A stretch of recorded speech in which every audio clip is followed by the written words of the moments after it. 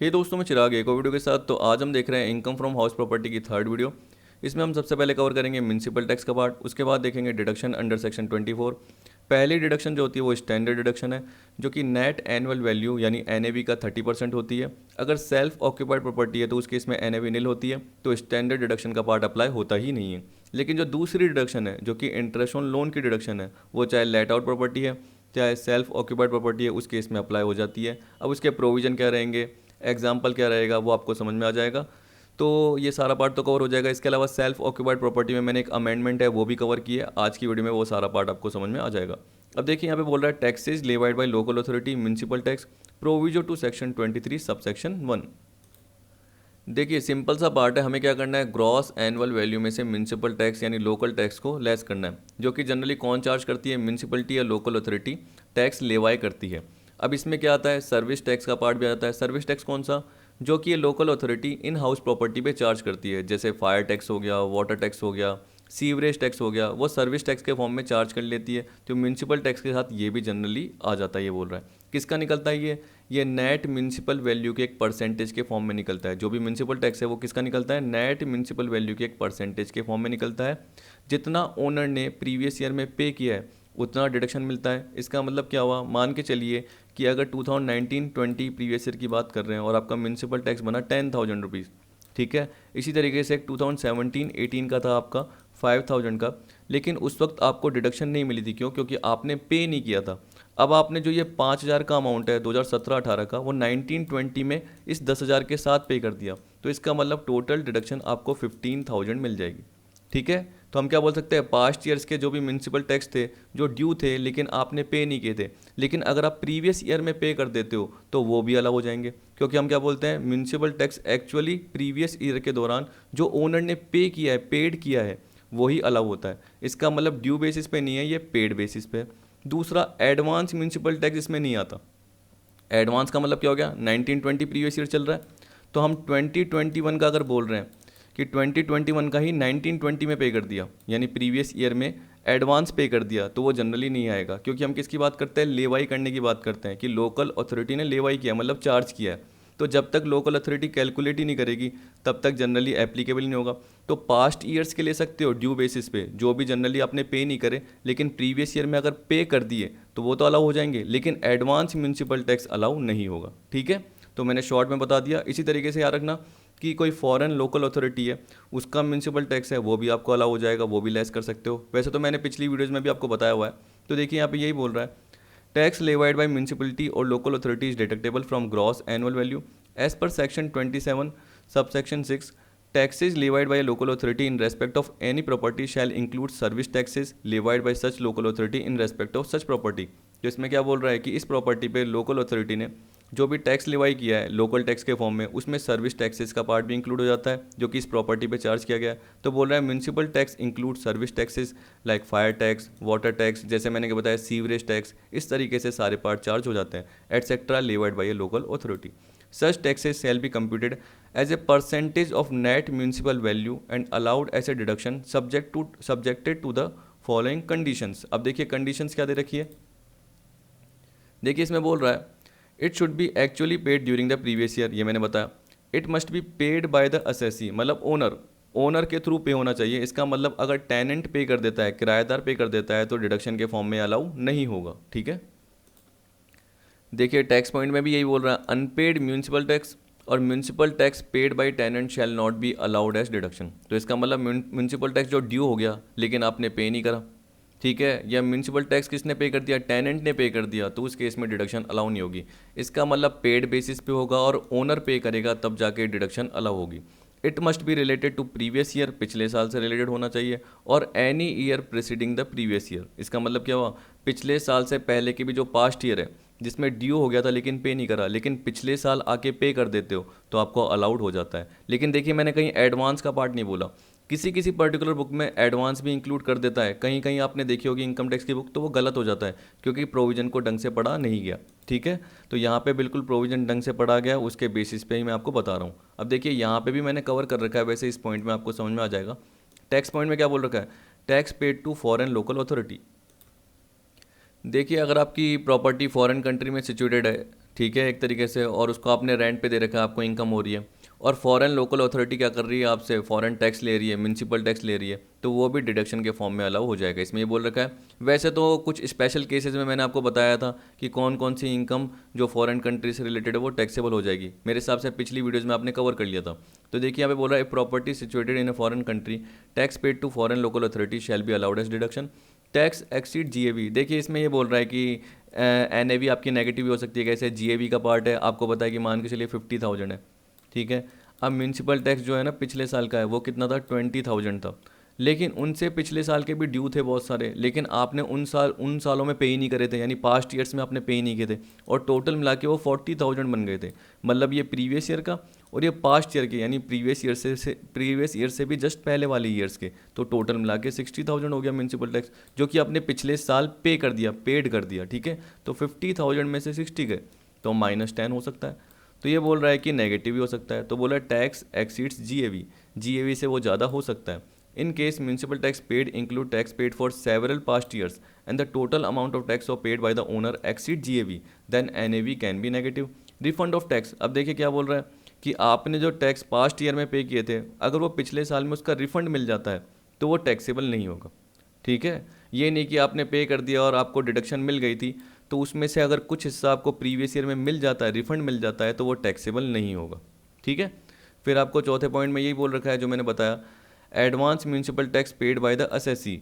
अगर owner advance municipal tax पे कर देता है, मतलब 1920 प्रीवियस ईयर है और उसमें क्या कर रहा है 2021 का या आगे आने वाले सालों का इसी 1920 में पे कर रहा है, तो वो अलाउ नहीं होगा डिडक्शन के फॉर्म में। देखिए इसमें क्या बोल रहा है, municipal tax paid in advance is not allowed. देखिए बोल दिया, as the act provides that the taxes levied by any local authority in respect of property shall be deducted irrespective of the previous year in which the liability to pay such taxes was incurred by the owner। देखिए इसका मतलब normal ये है कि अगर मैं previous year की बात कर रहा हूँ तो मुझे पता है कि म्यूनसिपल टैक्स ड्यू हुआ है और उतना ही मैं पे कर रहा हूँ। पर याद रखिए कि अगर मैं बोल रहा हूँ कि 17-18 का है, ठीक है, इसी तरीके से 2018-19 का है, मतलब उनसे पहले ईयर का भी है, वो ड्यू हो गया, लेकिन अगर मैंने पे नहीं करा तो मुझे पता है कि वो इंकर्ड तो हो गया था, लाइबिलिटी इंकर्ड हो गई थी, लेकिन अगर वो पिछले साल मैंने पेड कर दिया उस बेसिस पे आएगा। तो इसका मतलब प्रीवियस ईयर का भी ले रहा हूँ और उससे पहले के पास्ट ईयर्स का भी ले रहा हूँ, क्योंकि वो लेवाई हो चुका है, लोकल अथॉरिटी क्या कर चुकी है, चार्ज कर चुकी है, पिछले साल चार्ज कर चुकी है या उससे पहले ईयर्स में भी चार्ज कर चुकी है। लेकिन एडवांस टैक्स वो लेवाई नहीं करती, वो कब करती है, जब अगला साल आता है। तो अगला साल तो आया ही नहीं, हमने इसी साल में क्या कर दिया, नेक्स्ट ईयर का पे कर दिया, तो वो एडवांस हो गया, इसलिए नहीं लिया जा रहा, क्योंकि वो लेवाई हुआ ही नहीं है। तो ये बोल रहा है as per the above language, एक मिनट, अब देखिए, as per the above language it is construed that for claiming deduction in respect of municipal tax such tax must have already been levied by the local authority, यानी पहले से ही वो charge हो जाना चाहिए लोकल अथॉरिटी के द्वारा। Hence payment of municipal tax in advance, क्योंकि अभी तक तो ये एक्रू ही नहीं हुई लाइबिलिटी, तो ये बोल रहा है liability in respect of which has not yet incurred, अभी तक लाइबिलिटी इंकर ही नहीं हुई। जबकि क्या बोल रहा है, लोकल अथॉरिटी लेवाई कर देता है, तब जाके एक तरीके से क्या होता है, म्यूनसिपल टैक्सेस पेमेंट के फॉर्म में अलाउ हो जाता है, क्योंकि आपने पेड कर दिया फिर जाके आपको अलाउ हो जाएगा, ठीक है, क्योंकि वो अक्रू हो चुका है, लोकल अथॉरिटी के थ्रू चार्ज किया जा चुका है। लेकिन यहाँ तो ये चार्ज ही नहीं किया गया, तो ये बोल रहा है shall not be allowed as deduction in the year of payment. जिस ईयर में आप पेमेंट करते हो तो एडवांस म्यूनसिपल टैक्स आपको अलाउ नहीं होता। फिर देखिए इलस्ट्रेशन, देखिए क्या बोल रहा है, अब देखिए सिंपल से हैं। देखिए बोल रहा है compute net annual value with the following details for assessment year 2021। आपको 6 मकान दे रखे हैं, 6 हाउस प्रॉपर्टी दे रखी है, H1, H2, H3, H4, H5, H6। कहाँ पे सिचुएटेड है उससे मतलब नहीं है। देखिए पटना, आनंद, हैदराबाद, ये बलूरघाट दे रखा है, जोधपुर, इटावा ये दे रखा है।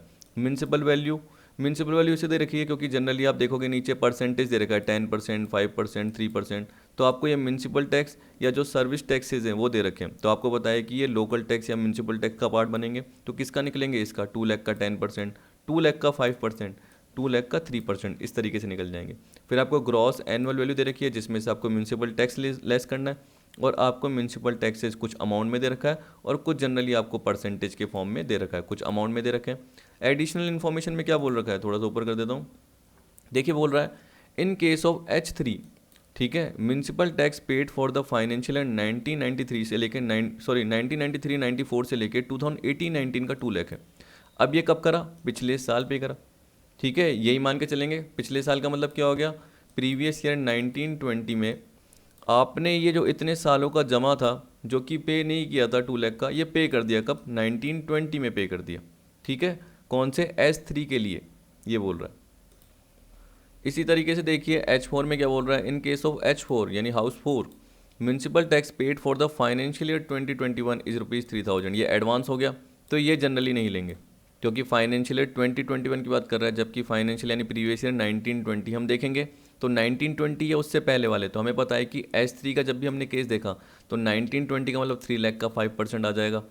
ठीक है, 1000 आ जाएगा और 5% आ जाएगा 3 लाख का, ये तो आ जाएगा। लेकिन इसके साथ साथ ये 2 लाख का अमाउंट भी आ जाएगा। क्यों आ जाएगा आपको पता है?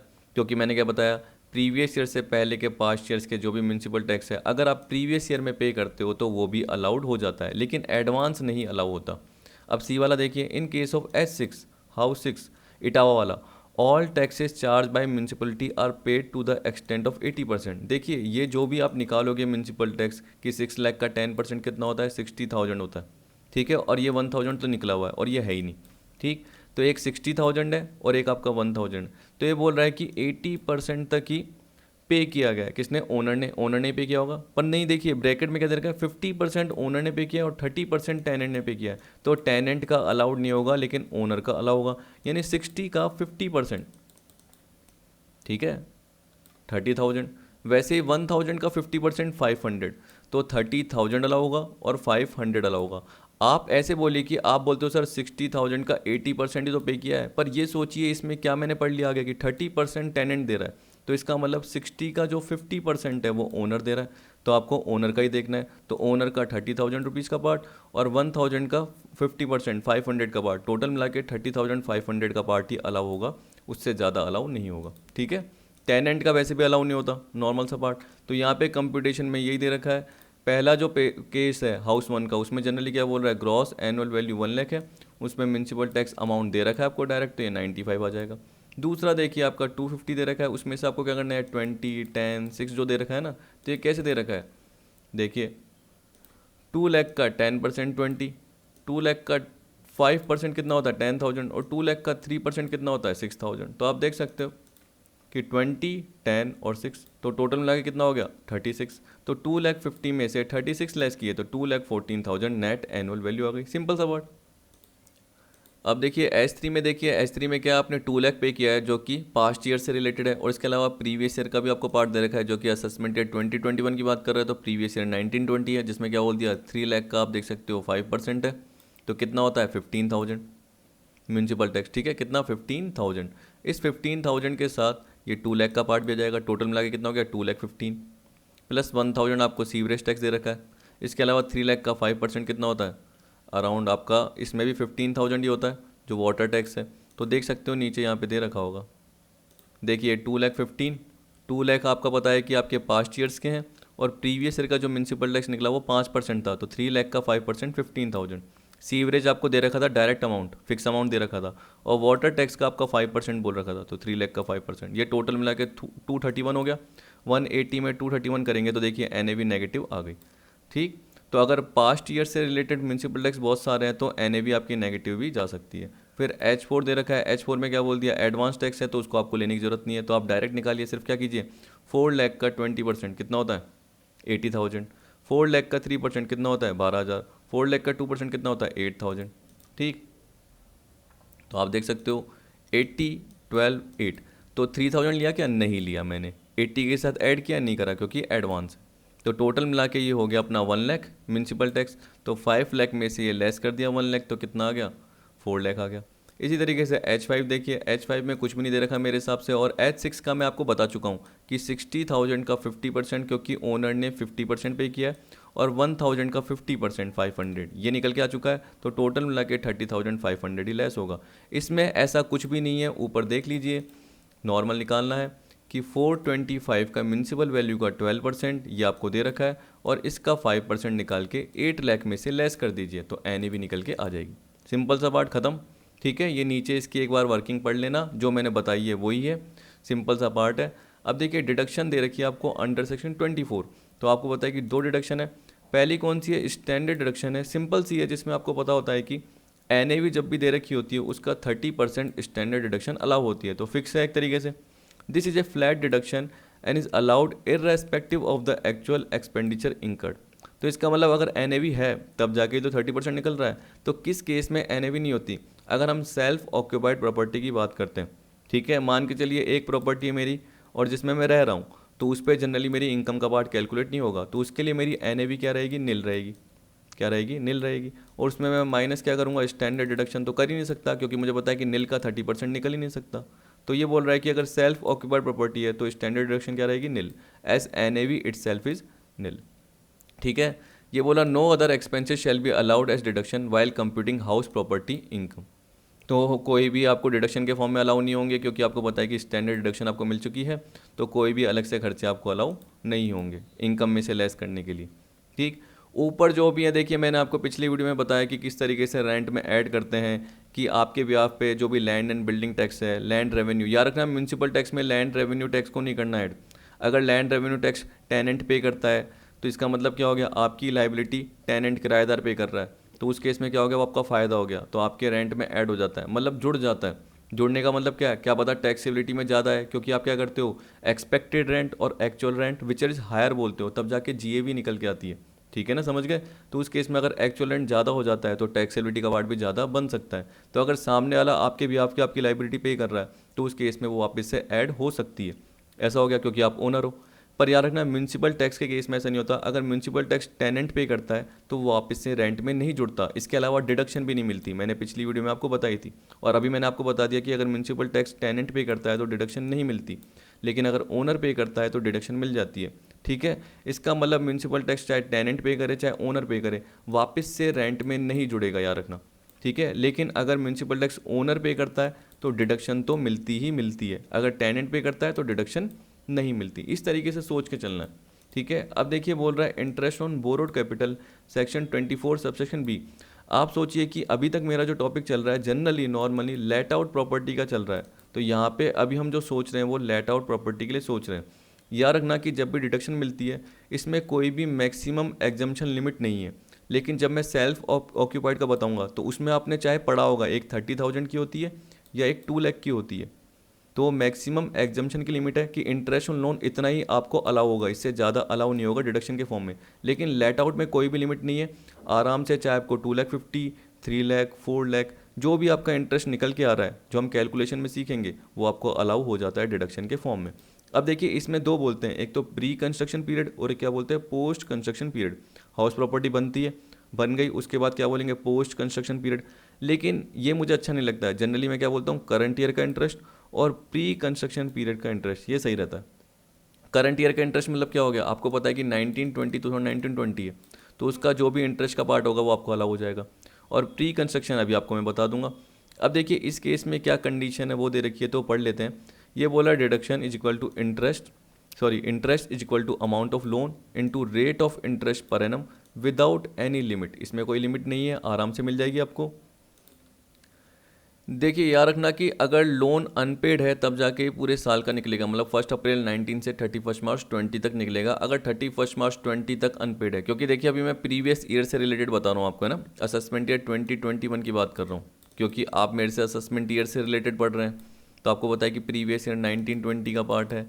तो इसमें क्या बोल रहा है कि एग्जाम्पल बताता हूँ, मान के चलिए 38 जून 19 को आपका हाउस कंप्लीट हुआ, आपने इसके लिए लोन ले रखा था, आपको बताया जब भी आपने लोन लिया शुरू में 4-5 साल पहले, लेकिन अभी भी वो क्या अनपेड है। तो बोल रहा है कि आपका जो अमाउंट ऑफ लोन का आउटस्टैंडिंग पार्ट है, अमाउंट ऑफ लोन का जो भी आपका क्या आउटस्टैंडिंग पार्ट है, तो ये कंप्लीट हुआ, इसको आपको देखने की जरूरत नहीं है, क्योंकि आपको पता है कि 30 जून 19 को ये कंप्लीट हो चुका है। ठीक है, तो प्रीवियस ईयर मतलब 1920 में कंप्लीट हो चुका है, तो पूरे साल के लिए अमाउंट ऑफ लोन पे इंटरेस्ट का पार्ट एप्लीकेबल हो जाएगा। हाँ, अगर मान के चलिए जो लोन है आपने, ये मैं एग्जांपल में बोल देता हूँ कि 31 दिसंबर को आपने पे कर दिया, 31 दिसंबर 19 को पे कर दिया, तो उस केस में 9 महीने का आएगा। मैंने क्या बताया? अगर लोन अनपेड है तब जाके पूरे साल का आ जाएगा। कंप्लीट कब हो रहा है? 30 जून 19 को, तो प्रीवियस ईयर 1920 के लिए पूरा इंटरेस्ट डिडक्शन के फॉर्म में अलाउ हो जाएगा 12 महीने का। लेकिन अगर वही लोन आपने क्या कर दिया? कंप्लीट हो गया, लेकिन उसको आपने 31 दिसंबर को ही पे कर दिया, तो उस केस में क्या होगा?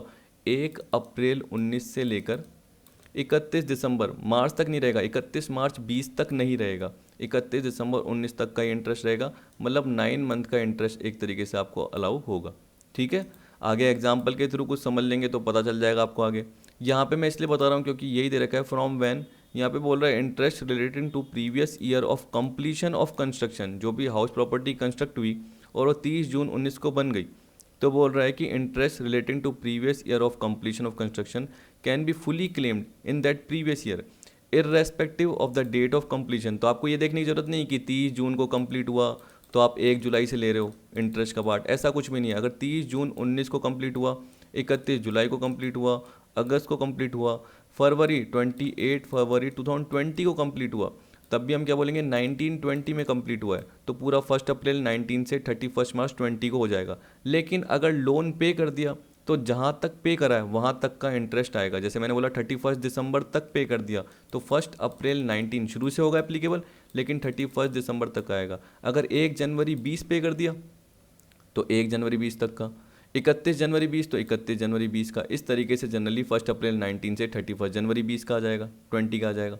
ठीक है, purpose loan can be taken for acquisition, construction, repair, renovation, reconstruction of HP house property. अब देखिए याद रखना, कोई सा भी पर्टिकुलर पर्पज हो लेकिन हाउस प्रॉपर्टी से रिलेटेड है, चाहे आप खरीदो चाहे मैन्युफैक्चर करो, यानी खरीदने के लिए लोन लिया है, कंस्ट्रक्शन के लिए लोन लिया है, रिपेयर, रिनोवेशन, रिकंस्ट्रक्शन, तो मैं कैसे रखता हूँ खरीदना या बनाना, और बस नॉर्मल यह रख लेता हूँ रिपेयर, क्योंकि आगे काम आ जाएगा। आगे कब काम आएगा, जब मैं आपको सेल्फ ऑक्यूपाइड का पार्ट बताऊंगा तो उसमें थोड़ी दिक्कत होती है लोगों को, लेकिन सिंपल सा पार्ट है क्योंकि देखिए मैंने चार्ट के थ्रू कवर कर रखा है तो आपको आराम से समझ में आ जाएगा। एक्रूअल में क्या बोल रखा है ये कि इंटरेस्ट जरूरी नहीं आपने पे कराओ, एक्रूअल बेसिस पे आपको अलाउ हो जाएगा। इसका मतलब क्या हो गया, लोन पे इंटरेस्ट अगर आउटस्टैंडिंग भी है तब भी आपको वो अलाउ हो जाएगा। तो बोला deduction under section 24B for interest is available on accrual basis, this interest accrued but not paid during previous year can also be claimed as deduction. Simple सा बात। ठीक है, अब ये है मेन प्री कंस्ट्रक्शन पीरियड का जिसमें लोगों को दिक्कत होती है, लेकिन मेरे हिसाब से इतना टिपिकल नहीं है, सिंपल ही है, समझोगे तो आराम से आ जाएगा। देखिए इसमें जनरली हमें क्या करना पड़ेगा, प्री कंस्ट्रक्शन पीरियड पता करना पड़ेगा। तो इसके लिए मैं एग्जांपल वही जैसे अभी मैंने पुराना वाला बताया कि 30 जून 20 को मान के चलिए, या 19 को बोल रहा था मैंने क्योंकि मैंने प्रीवियस ईयर 1920 का पार्ट आपको बताया, तो 30 जून 19 को एक तरीके से आपका हाउस कंप्लीट हुआ, ये मान के चलिए। ठीक है, तो ये बोल रहा है कि जो कंस्ट्रक्शन हुआ है उससे पहले का जो ईयर था वो कौन सा था, 31 मार्च 19 है। ठीक है, तो ये बोल रहा है कंस्ट्रक्शन से जस्ट पहले का जो 31 मार्च है वो देखना पड़ेगा, वो आपको देखना है। और लोन कब से लिया है तो आपको पता है कि जैसे फॉर एग्जांपल मानिए 1/5/16 से आपने लोन लिया है, तो 1/5/16 से हाउस प्रॉपर्टी के लिए आपने लोन लिया, तो देखो 1/5/16 से लेकर 31 मार्च 19 तक का जो भी इंटरेस्ट बनेगा लोन पे वो जनरली 5 सक्सेसिव प्रीवियस ईयर में अलाउ हो जाएगा। कैसे, देखिए जो ये पार्ट है वो तो आपको एग्जाम्पल से समझ में आ जाएगा, लेकिन मैं हल्का हल्का रेफरेंस दे रहा हूँ वो समझाने के लिए, जिससे क्या जब एग्जाम्पल कराऊंगा तो आपको आराम से सारा का सारा पार्ट समझ में आ जाएगा, और उसके बाद जो थ्योरेटिकल पार्ट है वो भी बिल्कुल ढंग से आ जाएगा। तो यहाँ पे मान के चलिए कि 5 लाख का लोन है, ठीक है, वो अभी भी आउटस्टैंडिंग है, ये मान के चलिए कि अभी तक आपने पे नहीं कर रखा, तो 1/5/16 को आपने लोन ले रखा था और 30 जून 19 को आपका कंस्ट्रक्शन कंप्लीट हो गया था, उससे जस्ट पहले का 31 मार्च 19 आपने देख लिया, और आपको पता है कि 1/5/16 से 31 मार्च 19 कितने मंथ हो गए, अराउंड 35 मंथ हो गए। एक बार देख लेना कैसे, देखिए 1/5/16 से लेकर 30 अप्रैल 17 ये हो गए 12 महीने, फिर 1/5/17 से लेकर 30 अप्रैल कितना 18, तो ये 12 महीने हो गए, ये 12 महीने हो गए। फिर उसके बाद 1/5/18 से लेकर 31 मार्च 19 देख सकते हो आप, क्योंकि आपको मैंने क्या बताया कि जिस साल आपका कंस्ट्रक्शन हाउस का कंप्लीट हुआ है उससे जस्ट पहले का 31 मार्च आपको देखना है। तो यहाँ तक का आपको एक तरीके से इंटरेस्ट निकालना है, तो 12 + 12 और प्लस ये हो गए अपने 11 महीने, तो टोटल मिला के कितने हो गए अपने 35 मंथ हो गए। मान लीजिए कि इंटरेस्ट की रेट कितनी थी, 10% थी, तो 5 लाख का 10% जो निकला वो पर एनम था साल का।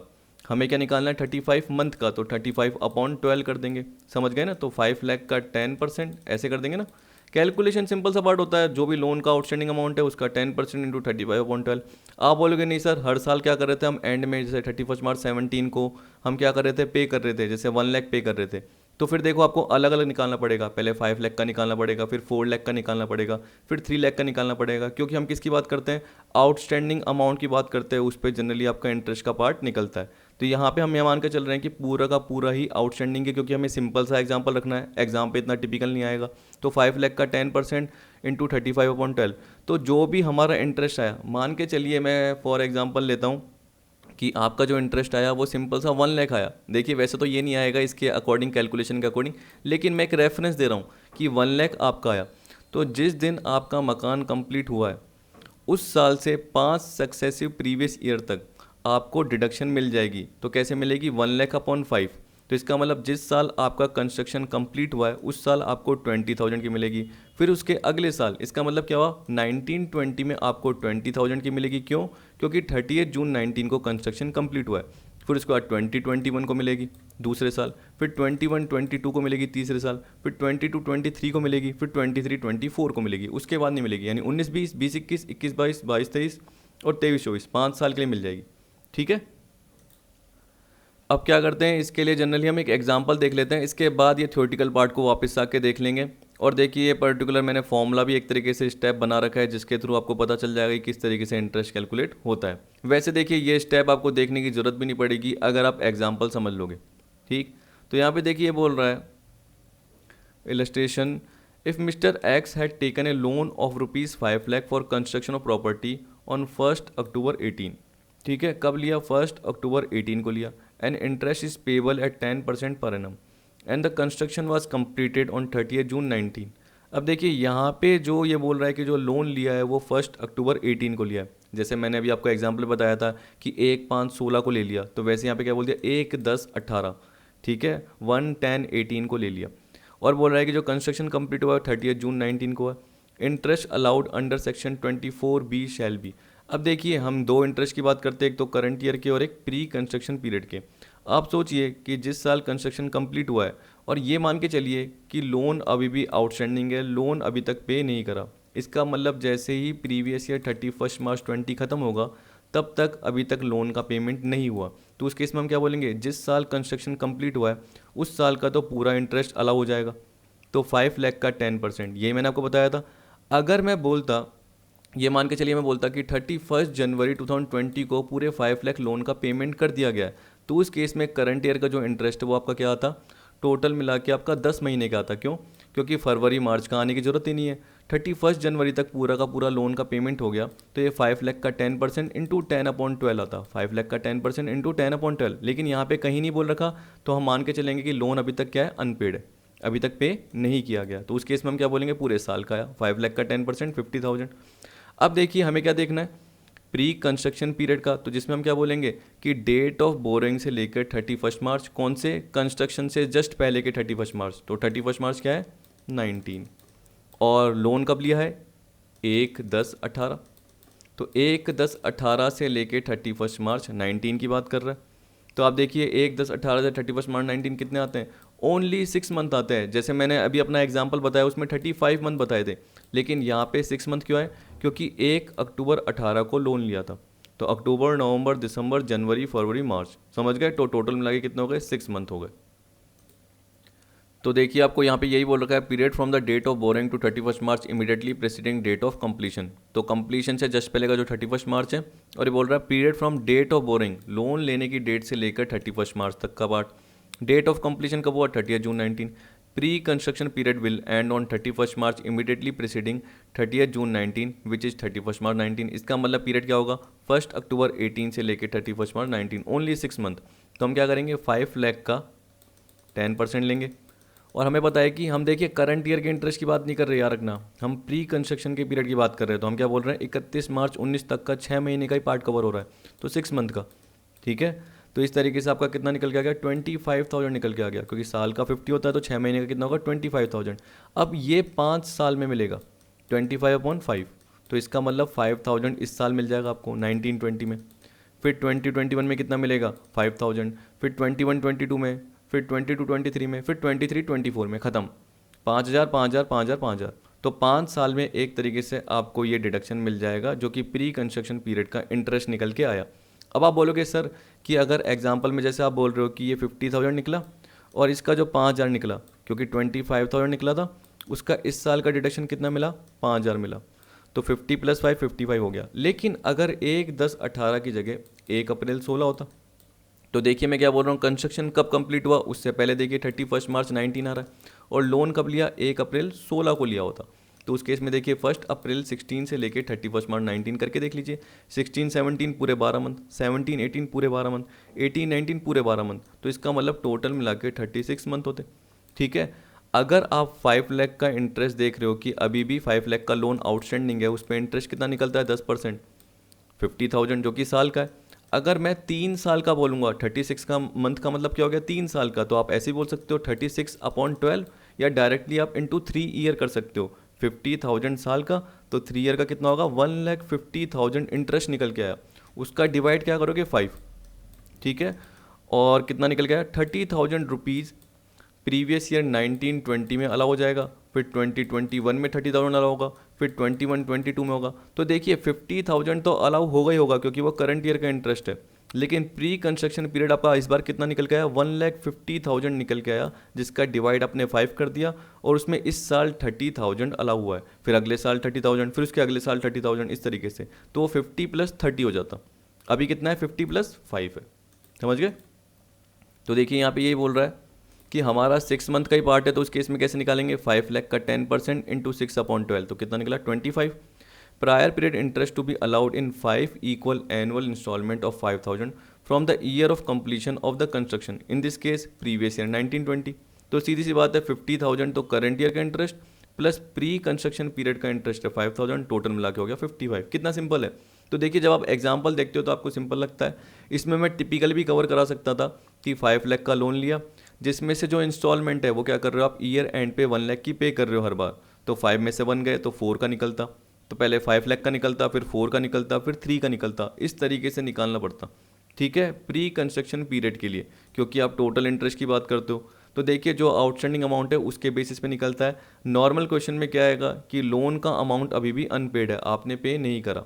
ठीक है, क्योंकि मान के चलिए अगर 30 जून 19 को कंप्लीट हुआ, लेकिन उससे पहले ही मान के चलिए, जैसे मैं बोलता हूँ कि 1 जनवरी 19 को आपने लोन का अमाउंट पे कर दिया था। ठीक है, तो करंट ईयर के इंटरेस्ट की डिडक्शन मिलेगी ही नहीं। क्यों नहीं मिलेगी, क्योंकि आपको पता है कि 30 जून 19 को कंप्लीट हो गया, लेकिन लोन तो पहले ही पे कर चुके हैं। तो 1920 तो अभी तक आया नहीं, और हम 18-19 में ही लोन का अमाउंट पूरा का पूरा पे कर चुके हैं। तो करंट ईयर इंटरेस्ट की डिडक्शन नहीं मिलेगी, लेकिन प्री कंस्ट्रक्शन पीरियड की मिलेगी। कब से लेके, period from date of borrowing to 31 March immediately preceding date of completion. लेकिन आपको पता है कि 31 मार्च 19 से पहले ही, 31 मार्च 19 से पहले 1 जनवरी 19 को लोन का पार्ट पे कर चुके हैं, तो फालतू के लिए फरवरी मार्च का इंटरेस्ट निकालने की ज़रूरत ही नहीं है। तो बोरिंग की डेट से लेकर 1 जनवरी 19 तक का, यानी जब तक लोन पे कर दिया तब तक का इंटरेस्ट निकलेगा, और उसका डिवाइड क्या कर देंगे, 5 कर देंगे, जिसके थ्रू क्या निकल के आ जाएगा कि हर साल जितना भी इंटरेस्ट है वो पता चल जाएगा, जो कि प्री कंस्ट्रक्शन पीरियड का इंटरेस्ट होगा। जैसे मैंने बोल दिया कि 1 अप्रैल 16 को लोन लिया और पे कब कर दिया, 1 जनवरी 19 को पे कर दिया। कंस्ट्रक्शन कब कंप्लीट हुआ, 30 जून 19 को, तो 31 मार्च लेने की ज़रूरत नहीं है, क्योंकि 1 जनवरी 19 को ही मैंने लोन का अमाउंट पे कर दिया। तो 1 अप्रैल 16 से लेके 1 जनवरी 19 का प्री कंस्ट्रक्शन पीरियड का इंटरेस्ट निकलेगा, डिवाइड बाय 5 कर देना। उस प्रीवियस ईयर में जब कंस्ट्रक्शन कंप्लीट हुआ है उस बेसिस पे आपको अलाउ होता जाएगा। यहाँ पे यही बोल रखा है ऊपर, देखिए सबसे पहले बोल रखा है कि मीनिंग क्या है। देखिए डिडक्शन, देखिए क्या बोल रखा है, pre commencement interest is allowed as deduction in 5 successive previous year starting from previous year of completion of construction. जिस साल कंस्ट्रक्शन कंप्लीट हुआ है उस साल से आपको क्या मिलेगा, 1/5 टोटल इंटरेस्ट का 1/5। जैसे मेरे वाले केस में कितना था, 25,000 निकला था, उसका डिवाइड क्या कर दिया था, 5, और 1920 से मिलना चालू हो गया था। क्यों, क्योंकि 30 जून 19 को कंस्ट्रक्शन कंप्लीट हुआ था, तो 1920। ठीक है, meaning pre construction period means period during which loan was taken but the construction of house property was और कुड नॉट बी स्टार्टेड। इसका मतलब एक तरीके से मान के चलिए कि हाउस प्रॉपर्टी आपने क्या करी, कंस्ट्रक्ट नहीं करी, उससे पहले तो लोन लोगे, तो आपने लोन लिया उसके बाद आपने कंस्ट्रक्शन स्टार्ट किया है। तो जनरली इसलिए क्या बोलते हैं, प्री कंस्ट्रक्शन पीरियड, क्योंकि आपने लोन लिया उसके बाद आपने कंस्ट्रक्शन स्टार्ट किया। जैसे ही कंस्ट्रक्शन पूरा हो जाएगा उसके बाद हम क्या बोलेंगे, उस साल को हम बोलेंगे पोस्ट कंस्ट्रक्शन पीरियड, क्योंकि उस साल का जो इंटरेस्ट होगा वो क्या होगा, करंट ईयर का इंटरेस्ट रहेगा। क्योंकि जिस साल आपको पता है कि मकान कंप्लीट हो जाता है, हाउस कंप्लीट हो जाता है, तो वो करंट ईयर का इंटरेस्ट उस साल का आपको निकालना पड़ता है।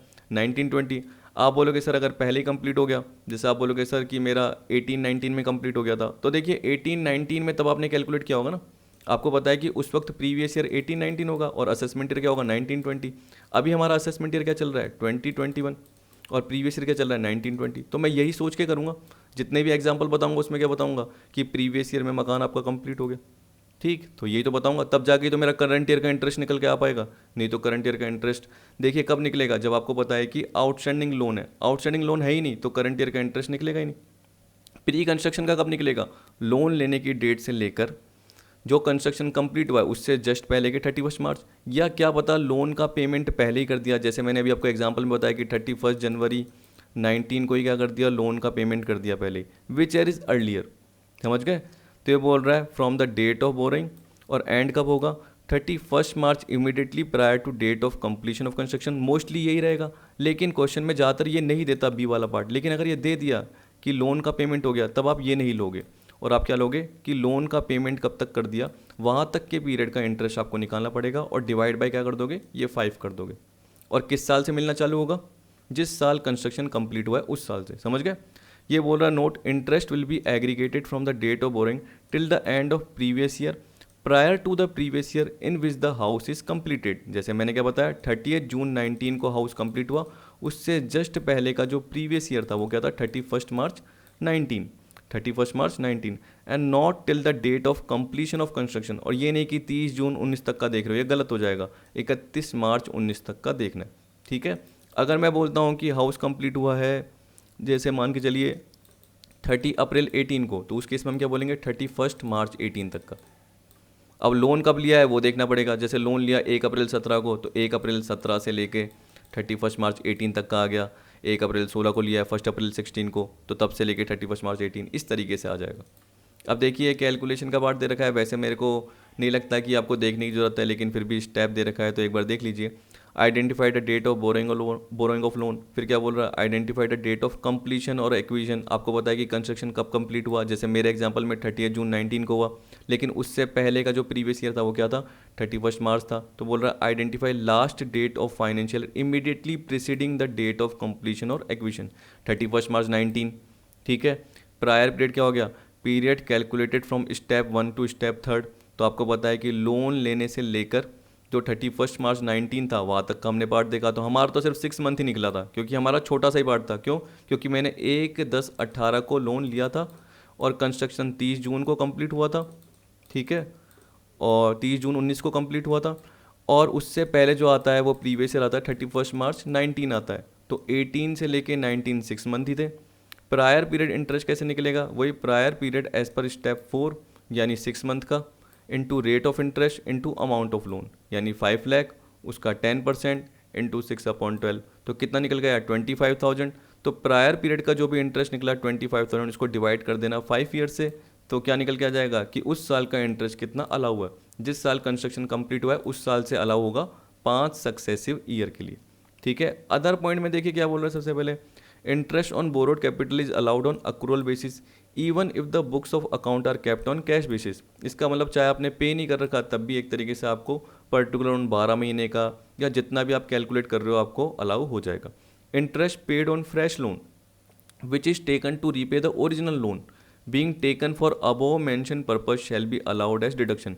इसका मतलब क्या हो गया, आपको पता है कि आपने ओरिजिनल लोन ले रखा था लेकिन आप वो पे नहीं कर पा रहे, तो इस ओरिजिनल मतलब पुराने लोन को पे करने के लिए आपने एक और फ्रेश लोन लिया, उस पर जो इंटरेस्ट है वो भी डिडक्शन के फॉर्म में अलाउ हो जाएगा। ठीक है। लेकिन जो पुराना लोन है उस पर अगर कोई आउटस्टैंडिंग इंटरेस्ट है, कोई बकाया ब्याज है जिसको आप पे नहीं कर पा रहे और उसके लिए आपने फ्रेश लोन लिया है, तो उस लोन पे जो इंटरेस्ट है, उस फ्रेश लोन पे जो इंटरेस्ट है वो अलाउ नहीं होगा। तो इंटरेस्ट जो अलाउ हो रहा है वो किस पे हो रहा है, पुराने लोन को रीपे करने के लिए आपने नया लोन लिया है और उसका इंटरेस्ट अलाउ हो रहा है। लेकिन देखिए यहाँ पे क्या बोल रहा है, interest on new loan taken for paying outstanding interest on old loan. पुराने लोन पर आपने जो आउटस्टैंडिंग बकाया ब्याज पे करने के लिए जो नया लोन लिया है उस पर जो इंटरेस्ट का पार्ट है वो अलाउ नहीं होगा, वो डिडक्टेबल नहीं होगा। फिर देखिए और भी दे रखे हैं कुछ चीज़ें जो नॉर्मल सबको पता रहती है। अमाउंट पेड एज ब्रोकरेज और commission for arrangement of loan is not deductible, क्योंकि हम इंटरेस्ट की बात कर रहे हैं तो ये इंटरेस्ट का पार्ट नहीं होता, सीधी सी बात है। Interest on loan taken for payment of municipal tax etcetera is not allowed as deduction, क्योंकि हम हाउस प्रॉपर्टी के लिए नहीं ले रहे हैं, हम म्यूनसिपल टैक्स ठीक है, तो हम अपनी एक ऑब्लिगेशन को पे करने के लिए क्या कर रहे हैं, लोन ले रहे हैं और उस पर इंटरेस्ट का पार्ट कर रहे हैं, तो वो डिडक्शन के फॉर्म में नहीं होगा। हम हाउस प्रॉपर्टी की बात कर रहे हैं, उससे रिलेटेड जो लोन है उस पर जो इंटरेस्ट है वो अलाउ हो जाएगा। फिर इसी तरीके से क्या बोलते हैं, amount not deductible from income from house property section 25। ये जनरली इसकी बात कर रहा है कि जैसे कि मान के चलिए आपने बाहर से लोन लिया, ठीक है, यानी इंडिया के बाहर से लोन लिया, उस पर आपको क्या करना है, इंटरेस्ट पे करना है। तो आपको पता है कि जब भी आप क्या करते हो, बाहर से लोन लिया, इंटरेस्ट पे करोगे तो उस पर टीडीएस कटता है, तो टीडीएस डिडक्ट करना पड़ेगा। जो एक्सपेंडिचर करता है ना, आपको पता है उसको टीडीएस काटना पड़ता है और गवर्नमेंट में जमा करना पड़ता है, तो टीडीएस काटना भी पड़ेगा और पे भी करना पड़ेगा। ठीक है, तो अगर आपने लोन लिया और उस पर जो इंटरेस्ट का पार्ट है उस पर अगर आपने टीडीएस क्या कर दिया, काट दिया और पे कर दिया, तब तो वो अलाउ हो जाएगा। लेकिन अगर आपने नहीं किया तो नहीं होगा। कहने का मतलब अगर आपने काट दिया और पे नहीं करा तब भी अलाउ नहीं होगा। ठीक है, टीडीएस काट दिया लेकिन पे नहीं करा। और एक चीज़ क्या होगी, आपने टीडीएस काटा ही नहीं शुरू से, तो पे करने का तो पार्ट आता ही नहीं है, क्योंकि आपने पहले टीडीएस डिडक्ट करना पड़ता है, उसके बाद पेड करना पड़ता है। तो आपने टीडीएस काटा ही नहीं इंटरेस्ट पे, वो ही नहीं करा, तो उस केस में भी क्या होगा, जो इंटरेस्ट का पार्ट है वो आपको अलाउ नहीं होगा। तो अलाउ कब होता है, जब आपने टीडीएस काट लिया और पे कर दिया हो। एक और कि आपका कोई भी इंडिया में एजेंट नहीं होना चाहिए इनसे रिलेटेड। तो ये बोला any interest chargeable under this act which is payable outside India is not allowed. देखिए क्या बोला, नॉट अलाउड। तो आप अलाउड के सेंस में भी देख सकते हो, लेकिन मैंने क्या बताया यहाँ पे जो दे रखा है वैसे पढ़ लीजिए, सिंपल सा है, फिर उसका उल्टा कर लेना। तो बोला is not allowed as deduction if on such interest tax has not been deducted at source and paid as per provision of chapter, जो भी दे रखा है, क्या दे रखा है, 17B। And in respect of such interest there is no person in India who may be treated as an agent under section 163। इसका मतलब जो भी पर्सन है एक तरीके से उसका कोई एजेंट नहीं होना चाहिए। यहाँ पे देख लीजिए, मैं आपको जैसे बोल रहा हूँ कि मैंने जो लोन ले रखा है वो जनरली किससे ले रखा है, बाहर से ले रखा है, क्योंकि यहाँ पे देखिए बोला in respect of such interest there is no person in India who may be treated as an agent. यानी आप ये भी बोल सकते हो कि जो इंडिया में लोन देने वाला है ना, एक तरीके से, यानी इंडिया के बाहर से जो लोन देने वाला है उसका यहाँ पर एजेंट नहीं होना चाहिए रखना। देखिए हम पेई की बात करते हैं, एजेंट की जब भी बात करें तो इसका मतलब क्या बोल रहे हैं कि जिसने हमें लोन दिया उसे क्या मिलेगा, उस पर लोन का अमाउंट मिलेगा जो प्रिंसिपल है, इसके अलावा इंटरेस्ट भी मिलेगा। तो इंटरेस्ट कौन रिसीव कर रहा है, जो बाहर से हमें क्या कर रहा है, लोन दे रहा है। तो उसका यहाँ पे इंडिया में कोई एजेंट नहीं होना चाहिए, बस ऐसे सोच लीजिए। और एक और चीज़ कि उसने टीडीएस जो भी है वो एक तरीके से क्या बोल रहा है, टीडीएस कौन, मैं काटूंगा, क्योंकि मुझे पता है कि मैंने लोन लिया है, उस पर इंटरेस्ट का पेमेंट मुझे करना है। एक्सपेंसेस करने वाला टीडीएस काटता है और पे करता है। तो टीडीएस मैंने एक तो डिडक्ट नहीं कर रखा, या मैंने डिडक्ट तो कर लिया लेकिन पे नहीं कर रखा, तो ऐसा हो सकता है। या मैंने शुरू से ही डिडक्ट नहीं करा, तो इसका मतलब क्या हुआ, डिडक्ट भी नहीं किया और पे तो किया ही नहीं होगा। तो अगर ये नहीं करा तो मुझे डिडक्शन के फॉर्म में अलाउ नहीं होगा। तो ये सिंपल सा पार्ट है, ज़्यादा टिपिकल नहीं है। अगर आपको नॉर्मल तरीके से पढ़ना है तो पढ़ के देख लेना, आ जाएगा समझ में। अब देखिए यहाँ पे ये एग्जाम्पल तो मैंने कवर करवा दिया। अब है ना, जैसे इंटरेस्ट ऑन लोन का पार्ट हमने पूरा का पूरा देखा, तो सेल्फ ऑक्यूपाइड प्रॉपर्टी के केस में भी सेम ही अप्लाई होता है, कोई अलग अप्लाई नहीं होता। ठीक, लेकिन क्या होता है कि इसमें मैक्सिमम एग्जम्पशन मिलती है 30,000 की और 2 लाख की। ऊपर मैंने क्या बताया कि जब भी लेट आउट प्रॉपर्टी की बात करते हैं या deem to be let out property की बात करते हैं तो उसमें हम क्या बोलते हैं, इंटरेस्ट ऑन लोन की कोई मैक्सिमम एग्जम्पशन का पार्ट नहीं है। तो जितना चाहे उतना डिडक्शन मिल सकती है, चाहे 2 लाख की हो, चाहे 3 लाख की हो, चाहे 4 लाख की हो। लेकिन सेल्फ ऑक्यूपाइड प्रॉपर्टी के केस में हमें देखना पड़ता है कि जो भी कंस्ट्रक्शन हुआ, जो भी एक्वायर हुआ प्रॉपर्टी का, रिपेयर रिन्यूअल हुआ, तो 1 अप्रैल 1999 से पहले हुआ या उसके बाद हुआ। तो जनरली हमें ये कवर करना पड़ेगा। पर उससे पहले हल्का सा मैं थियोरटिकल पार्ट बता रहा हूँ जिससे आपको पता चल जाएगा। उसके बाद इंटरेस्ट ऑन लोन का इसका भी एग्जांपल देख लेंगे। देखिए इंटरेस्ट ऑन लोन की कैलकुलेशन सारी की सारी सेम है भाई। इसमें क्या हो रहा है, एक तरीके से आपको एग्जम्पशन मिल रही है मैक्सिमम या तो 30,000 की या 2 लाख की एग्जम्पशन मिल रही है। इससे ज़्यादा आपको एक तरीके से डिडक्शन, एग्जम्पशन बोल रहा हूँ सॉरी, डिडक्शन इससे ज़्यादा आपको नहीं मिलेगी। आप ऐसे बोल सकते हो ना कि डिडक्शन करोगे 30,000 लेस करोगे, 2 लाख लेस करोगे, इससे ज़्यादा आपको डिडक्शन नहीं मिलेगी। ये पर्टिकुलर पार्ट है, क्योंकि हम किसकी बात करते हैं, हम बोलते हैं, यानी फॉर एग्जांपल अगर आप है ना 30,000 की डिडक्शन में आ रहे हो, मैं एग्जाम्पशन बोल रहा था गलती से, आप डिडक्शन बोलिए वो सही रहेगा कि 30,000 की डिडक्शन में आते हो, आपका जो इंटरेस्ट टोटल निकल के आया 35,000, तो ये आपको अलाउ नहीं होगा, सिर्फ आपको 30,000 का ही अलाउ होगा इंटरेस्ट ऑन लोन का पार्ट। तो ये एक तरीके से आपकी मैक्सिमम डिडक्शन होगी, इससे ज़्यादा आपको अलाउ नहीं होगी। अगर आप 2 लाख के वाले केस में आते हो, जो कि मैं आपको बताऊंगा कैसे होगे, तो अगर आपका टोटल इंटरेस्ट निकल के आ रहा है 2,50,000, तो आपको 2 लाख की ही मैक्सिमम डिडक्शन मिलेगी। जनरली ये बात करता है। अब देखिए आपको पता है कि एनएवी क्या होती है, इसमें नल होती है। ये अमेंडेड दे रखा है, क्या दे रखा है, self occupied property section 23 subsection 2 उसका पॉइंट ए, अमेंडेड। इसमें पहले क्या होता था कि आपको पता है कि एक सेल्फ ऑक्यूपाइड प्रॉपर्टी की वैल्यू क्या हो जाती थी, नील मानी जाती थी और बाकी की deem to be let out मानी जाती थी। अब आपको 2 हाउसेस के लिए आप सेल्फ ऑक्यूपाइड प्रॉपर्टी ले सकते हो। इसका मतलब मान के चलिए कि अगर आपके 3 सेल्फ ऑक्यूपाइड हाउस हैं, उसमें से 2 को आप क्या कर सकते हो, सेल्फ ऑक्यूपाइड मान लोगे, और मान लोगे एक तरीके से क्या 2 आपके सेल्फ ऑक्यूपाइड होंगे और एक को आप deem to be let out मान लोगे। अगर आपके मान के चलिए टोटल मिला के 6 हाउसेज हैं जो कि रेजिडेंशियल पर्पज के लिए हैं, ये मान के चलिए, तो 6 में से आपको 2 क्या करने पड़ेंगे, सेल्फ ऑक्यूपाइड लेने पड़ेंगे और बाकी 4 deem to be let out मानने पड़ेंगे, deem to be let out मानने पड़ेंगे। पहले क्या होता था, सिर्फ एक ही हाउस सेल्फ ऑक्यूपाइड ले सकते थे और बाकी क्या करने पड़ते थे, deem to be let out. अब इस बार क्या होगा अमेंडेड में कि 2 हाउस आप सेल्फ ऑक्यूपाइड फॉर्म में ले सकते हो, ठीक है।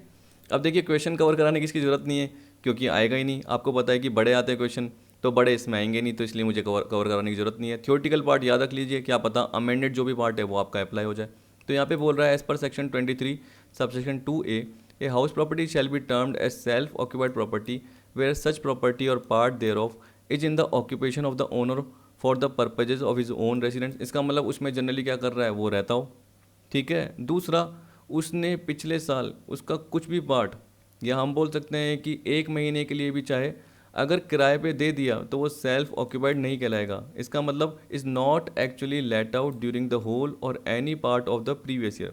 तो पिछले साल में पूरे साल के लिए यानी पूरे 12 महीने के लिए किराए पे नहीं दिया हो, या उसका अगर एक पार्ट भी किराए पे दे दिया, मतलब 1 महीने के लिए, 10 दिन के लिए, 5 दिन के लिए भी दे दिया, तो वो क्या हो जाएगा, पार्टली सेल्फ ऑक्यूपाइड और पार्टली लेट आउट। तो उस केस में तो GAV निकालनी पड़ेगी, म्यूनसिपल टैक्स लेस करना पड़ेगा, NAV निकलेगी। लेकिन देखिए अगर सेल्फ ऑक्यूपाइड है तो इस केस में हम क्या बोल रहे हैं कि हमने किराए पे दिया ही नहीं है, ना तो उसका पार्ट दिया है, न पूरे साल के लिए हमने एक भी महीने के लिए या 10 दिन के लिए, 5 दिन के लिए किराए पे नहीं दिया। And no other benefit therefrom is derive by the owner. इसका मतलब हमने किसी को किराए पे भी नहीं दिया, हमने उस पर कोई भी क्या है बेनिफिट डिराइव नहीं करा, तो एक तरीके से वो सेल्फ ऑक्यूपाइड कहलाएगी। और इसमें क्या बोल दिया, देखिए the annual value of such house or part of the house shall be taken to be nil if an assessee occupies more than 2 house property as self occupied. He is allowed to treat only 2 house as self occupied at his option. The remaining self occupied house property shall be treated as deemed to be let out. Treatment of deemed to be let out property is discussed later in this chapter. Simple सा बात। अब देखिए ये normal सा समझाने के लिए combination आपको बता रखा है कि अगर मान के चलिए बोल रहा है कि फुली सेल्फ ऑक्यूपाइड है तो सेल्फ ऑक्यूपाइड प्रॉपर्टी, मतलब इस पे आप आराम से रह रहे हो, आपकी फैमिली मेम्बर ये सब कुछ रह रहे हैं। दूसरा है partly self occupied and partly vacant. इसका मतलब 12 महीने से मान के चलिए कि 9 मंथ तो सेल्फ ऑक्यूपाइड है और 3 मंथ खाली रहता है, क्योंकि आप कहीं और चले जाते हो घूमने के पर्पज़ से या दूसरी जगह रहने लग जाते हो, तो जनरली वो सेल्फ ऑक्यूपाइड प्रॉपर्टी ही कहलाएगी। क्योंकि देखिए 9 महीने तो खुद रह रहे हैं और 3 महीने जनरली क्या वैकेंट है, तो टोटल मिला के 12 महीने खाली है, एक तरीके से ये बोल सकते हैं। अब देखिए खाली का कहने का मतलब खुद भी रह रहे हैं और एक तरीके से किसी को किराए पे नहीं दे रखा, कोई बेनिफिट ड्राइव नहीं करा, तो वो सेल्फ ऑक्यूपाइड ही होगी। अब देखिए तीसरे केस में क्या बोल दिया, पार्टली सेल्फ ऑक्यूपाइड है एंड पार्टली लेट आउट है। तो उस केस में आपको पता है कि जब हम डिस्कस करेंगे बाद में वो पार्ट आ जाएगा, लेकिन ज़्यादा डिस्कस करने की ज़रूरत नहीं है, मैं आपको नॉर्मल बता देता हूँ। आपको मैंने GAV निकालना बताया, तो उसमें क्या बताया था, म्यूनसिपल वैल्यू और fair rent which is higher subject to standard rent. तो आपका क्या निकल के आता है, एक्सपेक्टेड रेंट निकल के आता है। फिर आपको एक्चुअल रेंट देखना पड़ता है, ARR। तो आप क्या करना, मान के चलिए कि 12 महीने हैं, उसमें से 2 महीने आपका सेल्फ ऑक्यूपाइड का पार्ट था और 10 महीने लेट आउट का पार्ट था। तो सेल्फ ऑक्यूपाइड के पोर्शन को लेने की ज़रूरत ही नहीं होती, ठीक है। यहाँ तो चलो पूरा का पूरा लोगे एक्सपेक्टेड रेंट में, लेकिन जब भी आप एक्चुअल रेंट रिसीवेबल का पार्ट निकालोगे तो उसमें आप क्या करोगे, आप क्या बोलते हो सर, एनुअल रेंट। तो आपको एनुअल रेंट में ये 2 महीने के लेने की ज़रूरत ही नहीं है और आपको सिर्फ ये 10 महीने के पार्ट को लेने की ही ज़रूरत है। बस ये बोलते हैं जब भी सेल्फ ऑक्यूपाइड बीच में हो जाता है, पार्टली सेल्फ ऑक्यूपाइड और पार्टली लेट आउट है, तो सेल्फ ऑक्यूपाइड के पोर्शन को आपको एक्चुअल रेंट रिसीवेबल में लेने की ज़रूरत ही नहीं है। फिर उसमें से क्या करना है, 10 महीने का रेंट है, उसमें से जो अनरिलाइज रेंट है वो लेस कर दो। इसी तरीके से लॉस ड्यू टू वैकेंसी हुआ, अगर खाली भी रह गया तो वो भी जनरली लेस कर दो, जैसे मैंने आपको बताया था। और जितना आपको एक्चुअल रेंट रिसीवेबल मिला उसको ER से कंपेयर करो। अब अगर वो वैकेंसी की वजह से है तो मैंने आपको बताया था ARR का पार्ट है। अगर किसी और रीजन की वजह से, वैकेंसी भी है लेकिन अदर रीजन की वजह से ज़्यादा फर्क पड़ रहा है, तो उस केस में हम क्या बोलेंगे, ER आएगी और expected rent minus loss due to vacancy का पार्ट आएगा। पिछले वीडियो में आपने देखा होगा, मैंने क्वेश्चन भी कवर कराया था। अब देखिए यहाँ पे बोल रहा है पार्टली सेल्फ ऑक्यूपाइड है, अरे ये कहाँ से आ गया, 1 मिनट, अब ठीक है। Partly self occupied and partly use for business purpose. तो देखिए क्या बोला, self occupied to the extent use for self occupation, मतलब खुद के रहने के लिए जितना यूज़ किया है तो उस केस में वो सेल्फ ऑक्यूपाइड हो गया।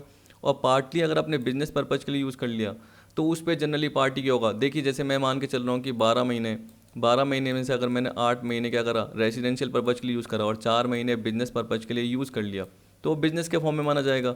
अब आपको पता है कि मैं गुड्स खरीदने बेचने का काम कर रहा हूँ, तो वो जो 4 महीने की जो भी मेरी इनकम होगी वो बिज़नेस की इनकम होगी। मैंने किसी और को जनरली क्या कर दिया, अपने बिज़नेस के पर्पज़ के लिए दे दिया, अपने बिज़नेस के पर्पज़ से रिलेटेड ही दे दिया, तो उसकी जो भी इनकम होगी, रेंट होगा, वो किस में आएगा, बिजनेस एंड प्रोफेशन की इनकम में आएगा। जैसे मैंने क्या बताया था कि किसी मैन्युफैक्चरिंग यूनिट को दे दिया जो मेरी हेल्प करती है, क्योंकि मुझे कंपोनेंट चाहिए होते हैं, तो मैं फटाफट उस यूनिट से कंपोनेंट ले लूँगा, उस बिज़नेस से कंपोनेंट ले लूँगा, तो मैंने किसी और को दिया है, ठीक है, और मेरी रेंट का काम नहीं है। अगर मेरा रेंट का काम है तो मेरे बिजनेस एंड प्रोफेशन से रिलेटेड हो जाएगा। वैसे अगर मैंने अपनी एंसिलरी यूनिट को दिया है तो मेरे बिजनेस एंड प्रोफेशन से रिलेटेड हो जाएगा। ये सारा पार्ट मैंने आपको बताया हुआ है थियोरटिकल पार्ट में, एक बार जाके देखना, आपको समझ में आ जाएगा। अब देखिए नोट में क्या बोल रखा है, available to benefit under section 23(2)A can be claimed by an individual and HUF। इसका मतलब जो बेनिफिट है ये कंपनी फर्म ये अवेल नहीं कर सकती, इंडिविजुअल और HUF अवेल कर सकते हैं। सबसे पहले बात तो ये। दूसरा बोला है when owner want to change his option. देखिए ज़रूरी नहीं कि एक बार सेल्फ ऑक्यूपाइड हो गया तो हर बार सेल्फ ऑक्यूपाइड ही होगा, क्योंकि आपको पता है कि अगर आपने किराए पे दे दिया तो अगले साल क्या हो जाएगा, वो लेट आउट हो जाएगा। अगर पार्टली लेट आउट है, पार्टली सेल्फ ऑक्यूपाइड है, तो तब भी आपकी GAV जनरली निकलेगी। तो बोला it is not necessary that once a house property is treated as self occupied it shall be continuously treated as self occupied. ये जरूरी नहीं है, such option may be change every year without any permission. तीसरा क्या बोल दिया, when owner occupies a house in some other capacity. इसमें generally क्या बोल रहा है कि एक ओनर था, एक असेसी था, उसके पास हाउस था, उसने क्या करा, अपने एम्प्लॉयर को एक किराए पे दे दिया, फिर एम्प्लॉयर ने उसको क्या करा, रेंट फ्री एकोमोडेशन के फॉर्म में वापस से दे दिया असेसी को। इसका मतलब एक ABC लिमिटेड है, ये मान के चलिए, और एक X नाम का एम्प्लॉई है, X नाम के एम्प्लॉय का एक मकान है, तो ABC लिमिटेड ने क्या करा, किराए पे लिया, मतलब X ने ABC लिमिटेड को रेंट पे दे दिया, फिर ABC लिमिटेड ने वापस से X को ये रेंट फ्री एकोमोडेशन मतलब पर यूनिट्स के फॉर्म में दे दिया, फैसिलिटी के फॉर्म में दे दिया। अब देखिए रेंट फ्री एकोमोडेशन के फॉर्म में तो वो सैलरी में आएगा ही आएगा, लेकिन आपको पता है कि ओनर की कैपेसिटी में X नहीं है। X को जो जनरली मिल रहा है वो किसके फॉर्म में मिल रहा है, एक तरीके से एम्प्लॉय की कैपेसिटी में मिल रहा है, तो यहाँ पे ये पार्ट अप्लाई नहीं होगा। यहाँ पे ये बोल रहा है when the assessee occupy his house but not in the capacity of owner then benefit under this section can not be claimed. ये नहीं कि वो स्टैंडर्ड डिडक्शन का क्लेम ले रहा है, इंटरेस्ट ऑन लोन का क्लेम ले रहा है, वो नहीं ले सकता।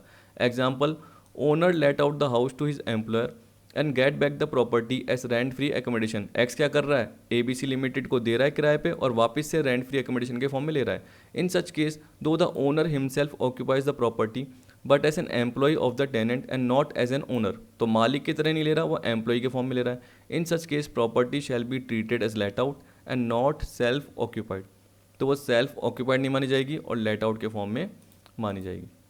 ठीक है, फिर उस हिसाब से जनरली जो भी पार्ट है वो अप्लाई हो सकता है। When more than one house property used in a combined form, if an assessee has a house property which consists of 2 or more residential units and all such units are self-occupied used in a combined form, the annual value of the entire house shall be taken as nil as there is only one property though it has more than one residential unit। वही सीधी सी बात है, एक particular मकान है, उसमें क्या बन रखे हैं, हम बोल सकते हैं 3 पार्ट कर रखे हैं, देखिए फर्स्ट सेकंड थर्ड, और तीनों पे एक तरीके से क्या है, सेल्फ ऑक्यूपेशन का पार्ट है, खुद ही रह रहे हैं हम बोल सकते हैं, तो वो कंबाइन फॉर्म में एनुअल वैल्यू एक साल ली जाएगी क्योंकि एक ही हाउस है, उसके 3 पार्ट कर रखे हैं। ठीक है, अब हाँ अगर आप क्या बोल रहे हो एक पार्ट पे खुद रहते हो, एक पार्ट पे रेंट पे दे दिया, तो वो अलग पार्ट है, फिर आपका क्या होगा, अलग अलग कैलकुलेशन होगा अलग अलग पार्ट के लिए। लेकिन यहाँ पे क्या बोल दिया, अगर वो एक तरीके से किसके लिए, यहाँ पे देखिए सेल्फ ऑक्यूपाइड यूज़ के लिए कंबाइंड फॉर्म में, तो annual value of the entire house shall be taken as nil as there is only one property though it has more than one residential unit. ठीक है, ये आ गया। अब यहाँ पे ये फॉर्मेट के फॉर्म में दे रखा है, क्या बोल रखा है, computation of taxable income of self occupied property, net annual value of self occupied property shall be taken as nil. तो आपको पता है कि 2 हाउसेज की ले सकते हो, अमेंडमेंट आ चुका है, पहले 1 हाउस के ले सकते थे, अब 2 हाउस के ले सकते हैं। अगर आपके पास कितने हैं, 2 या उससे ज़्यादा जनरली हाउसेज हैं, as a consequences deduction under section 24A standard deduction shall also be nil. Interest on loan under section 24B shall be allowed subject to certain ceiling. इसका मतलब मैक्सिमम डिडक्शन की सीलिंग आपको नीचे दे रखी है, नीचे अभी मैं कवर कराऊंगा। तो यहाँ पे देखिए बोल रहा है नेट एनुअल वैल्यू निल स्टैंडर्ड डिडक्शन आपको नहीं मिलेगी, जो कि सेक्शन 24 सबसेक्शन ए की होती है, लेकिन सेक्शन 24 सबसेक्शन बी की यानी इंटरेस्ट ऑन लोन की डिडक्शन आपको मिल जाएगी। इनकम फ्रॉम हाउस प्रॉपर्टी का पार्ट आएगा। यहाँ पे देखिए क्या बोल रहा है, standard deduction under section 24 A is not available. Net annual value नीचे मैंने आपको बता दिया था वैसे तो ऊपर, फिर भी आपको ये नीचे दे रखा है कि net annual value of two self occupied house property at the choice of the assessee is taken as निल।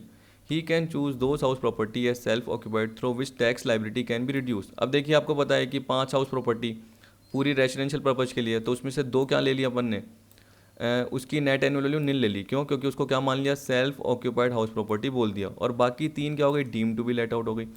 अब वो आपको देखना है कि कौन से 2 हाउस आप सेल्फ ऑक्यूपाइड ले रहे हो जिसके थ्रू आपकी टैक्स लाइबिलिटी कम बन रही है। Normally but not always house property with higher gross annual value is treated as self occupied property, but it is advised to calculate total income under the head income from house property by applying each option separately and then choose the option which reduces total income। जैसे for example अगर आपके 3 houses हैं residential purpose के लिए, तो 2 आपको क्या मानना है, रेजिडेंशियल यूनिट मानना है, सेल्फ ऑक्यूपाइड हाउस मानना है, और एक आपका deem to be let out होगा। तो अब ये 2 कॉम्बिनेशन आप कौन से ले रहे हो और एक deem to be let out कौन सा ले रहे हो वो आपके ऊपर है। तो आपको पूरा कैलकुलेशन करना है और 3-4 आपके ऑप्शन बन जाएंगे। उन 3-4 ऑप्शन में कहाँ पे टैक्स लाइबिलिटी कम बन रही है, जनरली उस ऑप्शन को आप सेलेक्ट कर लोगे। अब आप ये बताइए एग्जाम में आएगा कि नहीं आएगा, लेकिन जो क्या है बस ऊपर के आपको प्रोविज़न पता रहने चाहिए। इसलिए मैं इसका एग्जाम्पल भी कवर नहीं करा रहा क्योंकि इतने बड़े आपके पार्ट आएंगे भी नहीं, और ज़्यादातर मैंने मोस्टली सारे कवर करा दिए। अब देखिए आपका आ रहा है interest on loan under section 24 भी, याद रखना सेम टू सेम कैलकुलेट होता है, लेकिन सेल्फ ऑक्यूपाइड प्रॉपर्टी के केस में मैक्सिमम इंटरेस्ट अलाउ होता है। तो इसका मतलब क्या हो गया, एक लिमिट लग जाती है, इतने तक ही आपको अलाउ होगा, उससे ज़्यादा अलाउ नहीं होगा। तो बोल रहा है interest on loan taken for construction, acquisition, repair, renovation or extension is allowed according to the following table. Limit on deduction of interest for self occupied property. देखिए केस दे रखे। अब मैंने आपको क्या बताया था कि हाउस प्रॉपर्टी जो भी है अगर आपने खरीदी है या बनाई है या रिपेयर की है, अगर वो 1 अप्रैल 1999 1 अप्रैल 1999 से पहले, 1 अप्रैल 1999 से पहले का मतलब क्या है, 31 मार्च 1999 तक अगर खरीदी है, बनाई है, रिपेयर की है, रिन्यूड की है, रिकन्स्ट्रक्ट की है, रिनोवेट की है, ऐसे बोल सकते हो, तो उस केस में क्या बोल रहा है, एक्चुअल इंटरेस्ट पेबल तो अलाउ हो जाएगा, लेकिन कहाँ तक, मैक्सिमम 30,000 तक।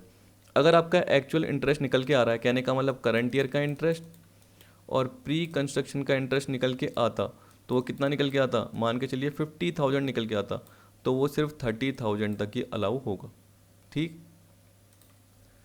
फिर देखिए अगले में क्या बोल रहा है, if loan is taken for repair or renovation of house property on or after 1 April 99, on or after 1 April 99, तो 1 अप्रैल 1999 या उसके बाद जनरली आपने जो भी हाउस प्रॉपर्टी उससे रिपेयर या रिनोवेशन का पार्ट करा है, तब भी क्या बोल दिया, वही एक्चुअल इंटरेस्ट पेबल, लेकिन मैक्सिमम कितनी सीलिंग होगी, 30,000 की ही आपको इंटरेस्ट अलाउ होगा। डिडक्शन जो भी अलाउ होगी इंटरेस्ट लोन की, वो इतनी ही अलाउ होगी। जैसे रियल में एक्चुअल इंटरेस्ट 40,000 आ रहा है, लेकिन मैक्सिमम कितनी है, 30, तो 30 ही अलाउ होगी, ना कि 40 अलाउ होगी। ठीक है। अब देखिए एक तरीके से सोचिए कि चाहे 1 अप्रैल 1999 की बात कर रहा है, यानी उससे पहले की बात कर रहा है, या उस वक्त की बात कर रहा है, उसके बाद की बात कर रहा है। अगर हम रिपेयर की बात करेंगे, रिपेयर, रिन्यू, रिकन्स्ट्रक्शन, मतलब रिपेयर और रिनोवेशन बोलेंगे, शॉर्ट में ये 3 चीज़ों को आप रिपेयर बोल सकते हैं। तो जब भी हाउस प्रॉपर्टी के रिपेयर की बात कर रहा है, तो चाहे 1 अप्रैल 1999 से पहले का पार्ट हो या उसके बाद का पार्ट हो हाउस प्रॉपर्टी का, उस केस में तो मैक्सिमम 30,000 की लिमिट ही है। अब देखिए एक्वायर्ड कंस्ट्रक्टेड की बात कर रहा है, खरीदने और बनाने की बात कर रहा है, तो 1 अप्रैल 1999 से पहले तो एक्चुअल इंटरेस्ट कितना होगा, 30,000 तक का। लेकिन अगर इसके बाद का है तो उस केस में क्या होगा, 2 लाख तक की लिमिट मिल जाएगी। नॉर्मल मैं तो ऐसे ही सोचता हूँ, सिंपल सा पार्ट, यानी आपको इसमें नॉर्मल सिंपल सा ही सोचना है। वापस से एक बार नॉर्मल आपको बता देता हूँ ताकि आपको याद रहे। देखिए याद रखना कि 1 अप्रैल 1999 से पहले या 1 अप्रैल 1999 को या उसके बाद की बात कर रहे हैं। अगर रिपेयर का पार्ट हो रहा है, अगर आपको नॉर्मल रिपेयर सोचना है, क्योंकि रिपेयर के साथ रिनोवल भी आ जाएगा, रिकन्स्ट्रक्शन भी आ जाएगा, यानी रिनोवेशन का पार्ट भी आ जाएगा, तो इसलिए हम नॉर्मली बोलते हैं हाउस प्रॉपर्टी के रिपेयर की बात कर रहा है 1 अप्रैल 1999 से पहले या 1 अप्रैल 1999 को, 1999 को या उसके बाद, ये बोल रहा है। तो उस केस में मैक्सिमम जो डिडक्शन की लिमिट है वो 30,000 की ही होगी। अब देखिए एक्वायर्ड और कंस्ट्रक्टेड का पार्ट एक साथ सोचिए। खरीदा या बनाया है अगर 1 अप्रैल 1999 से पहले तो मैक्सिमम लिमिट 30, उसके बाद बनाया है 1 अप्रैल 1999 को या उसके बाद बनाया है तो मैक्सिमम लिमिट कितनी होगी, 2 लाख की होगी। एंड सच एक्विजिशन और construction is completed within 5 years from the end of previous year in which capital was borrowed. जब से आपने लोन लिया है रखना, क्योंकि देखिए मैक्सिमम जो लिमिट है 2 लाख की वो क्यों मिल रही है, क्योंकि ये बोल रहा है कि आपने जो भी मकान बनवाया है या ख़रीदा है वो 1 अप्रैल 1999 को या उसके बाद किया है, तो उसके लिए आपने लोन लिया है, उसके लिए आपने क्या करा है, लोन लिया है, ये बोल दिया। अब ये जो लोन लिया है उसके बाद जनरली आपका 5 साल के अंदर मकान कंप्लीट हो जाना चाहिए। कब, जिस साल आपने लोन लिया है उसके अगले 5 साल के अंदर, जिस साल आपने लोन लिया है उसके अगले 5 साल के अंदर आपका मकान कंप्लीट हो जाना चाहिए। या बोल रहा है कि आपने मकान खरीद लिया हो, तो बोल रहा है सच एक्विजिशन और construction is completed within 5 year from the end of previous year in which capital was borrowed. यानी जिस साल आपने लोन लिया उसके अगले 5 साल के अंदर आपने मकान खरीद लिया हो या बना लिया हो। पहले क्या था, 3 साल आता था, अब 5 साल आने लग गया इसमें। ठीक है, अगर ये नहीं हो पाता, कहने का मतलब 5 साल में अगर आप मकान नहीं खरीद पाते हो या बनवा नहीं पाते हो, तो जो मैक्सिमम 2 लाख थी ना, वो 2 लाख नहीं रहेगी, वो 30,000 ही हो जाएगी। मतलब जैसे 1 अप्रैल 1999 से पहले का सोचते थे और 30,000 सोच रहे हैं मैक्सिमम डिडक्शन, तो वही मिल जाएगी। तो याद रखना 5 साल के अंदर मकान बनवाना या खरीदना ज़रूरी होता है, जिस साल लोन लिया उसके अगले 5 साल के अंदर। और एक और चाहे कंडीशन चाहो तो ये भी बोल सकते हो कि जो लैंडर है, जो लोन देने वाला है, जनरली उसका सर्टिफिकेट हमें लेना पड़ता है। क्या लेना पड़ता है कि लैंडर एक तरीके से एश्योर हो रहा है कि जो भी लोन दे रहा है वो आप हाउस प्रॉपर्टी के लिए ही यूज़ कर रहे हो, हाउस प्रॉपर्टी को बनाने के लिए या खरीदने के लिए यूज़ कर रहे हो। तो लैंडर आपको क्या करेगा, सर्टिफिकेट दे देगा कि हाँ आप हाउस प्रॉपर्टी के लिए ही उसको यूज़ कर रहा है। मतलब एक तरीके से वो चेक कर सकता है कि आप जो भी चीज़ कर रहे हो वो खरीदने के लिए या बनाने के लिए यूज़ कर रहे हो। ये नहीं कि आप उसका गलत यूज़ कर रहे हो या दूसरे तरीके से उसका यूज़ कर रहे हो, आप हाउस प्रॉपर्टी को खरीदने या बनाने के लिए यूज़ कर रहे हो। तो लैंडर का एक तरीके से सर्टिफिकेट भी मिल जाना चाहिए, तब जाके ही आपको मैक्सिमम 2 लाख की डिडक्शन मिलेगी, वरना वो 30,000 हो जाएगी। याद रखना, ठीक है। अब देखिए एक इलस्ट्रेशन दे रखा है, बाकी पार्ट आपका खत्म। ये बोल रहा है Shri Jairam has a house property use for own residence for 9 month and for remaining 3 months of the previous year it was unused. अब देखिए क्या बोल दिया कि 9 महीने तो क्या कर रहा था, वो खुद के घर पे रह रहा था और 3 महीने वो खाली पड़ा था वैकेंट। तो उस केस में हम क्या बोलेंगे, यहाँ पे NAV नील आएगी, क्योंकि यहाँ पे हमने लेट आउट नहीं करा। ठीक है, ग्रॉस म्यूनसिपल वैल्यू प्रॉपर्टी की दे रखी है 6 lakh per annum, fair rent दे रखा है 5 लाख, स्टैंडर्ड रेंट दे रखा है 4 lakh. He incurred repair expenditure of ₹10,000 and paid municipal tax ₹5,000 during the year. Compute income from house property in the following cases for the assessment year 2021.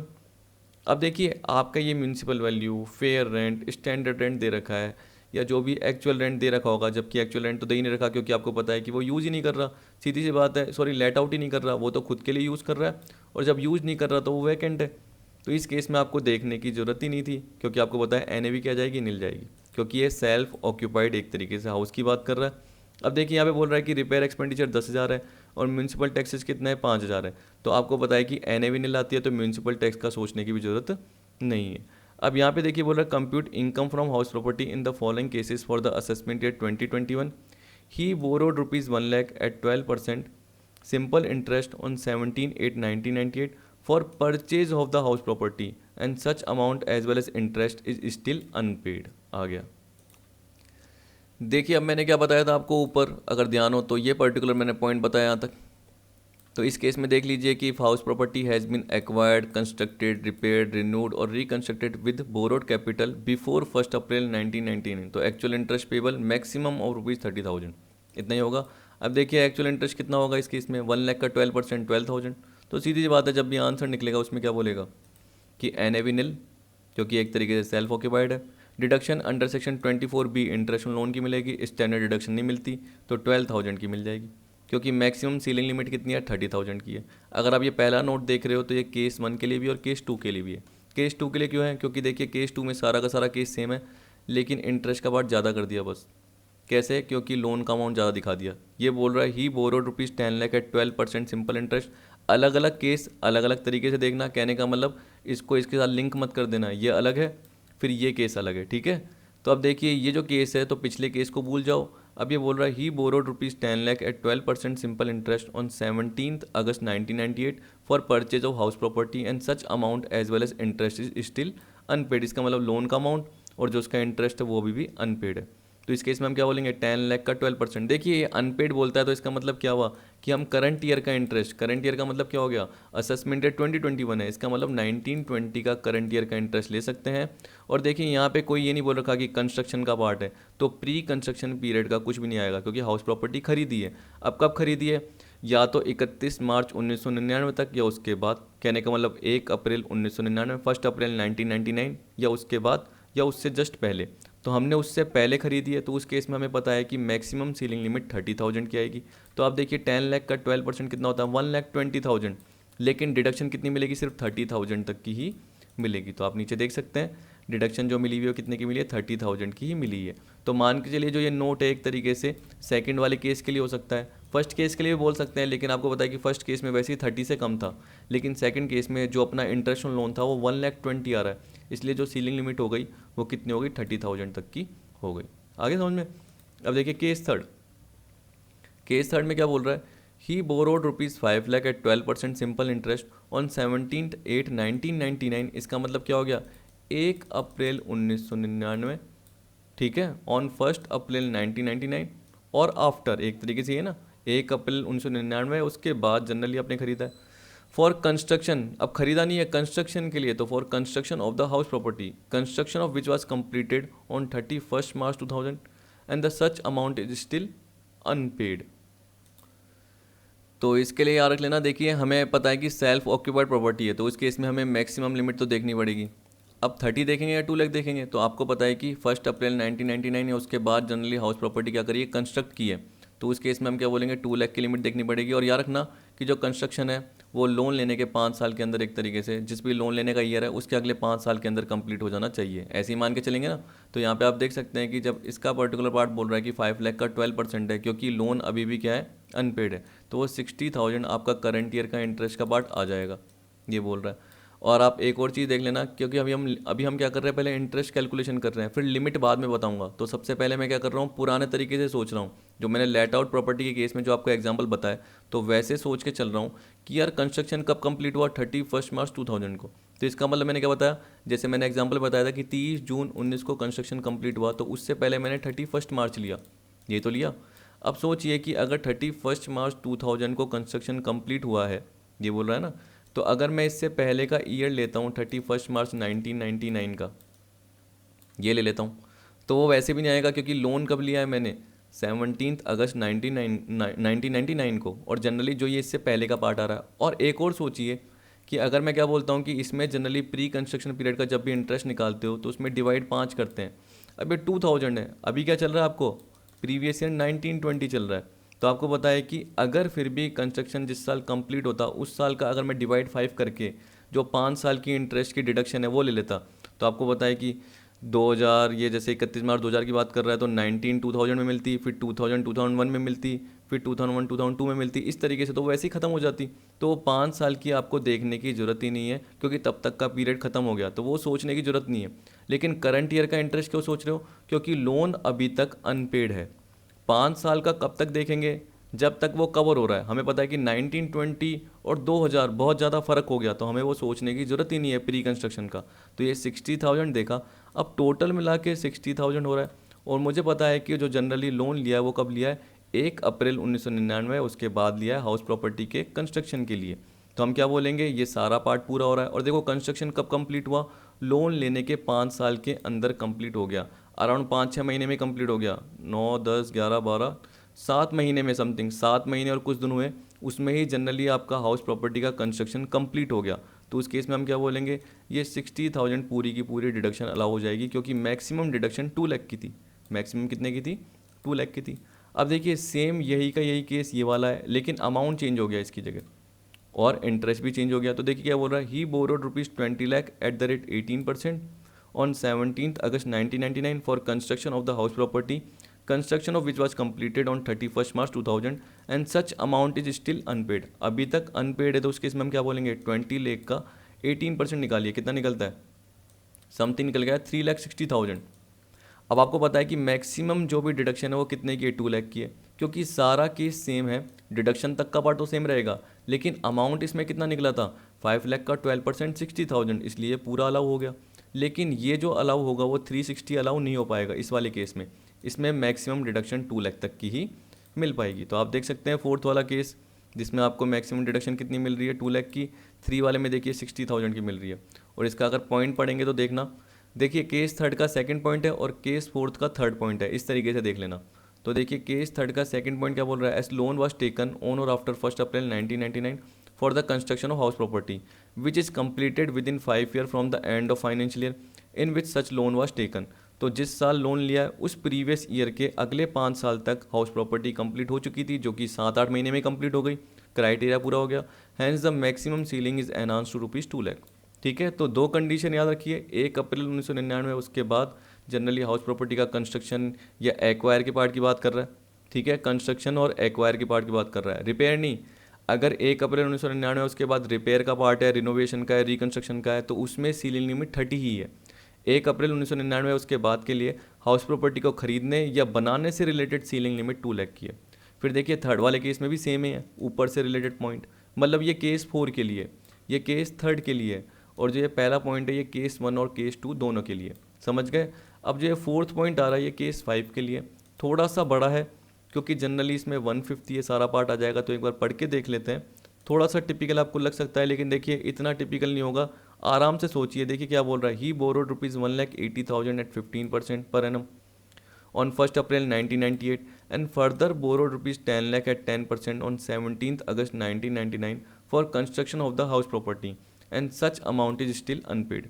Construction completed on 1st February 2000। ये बोल दिया।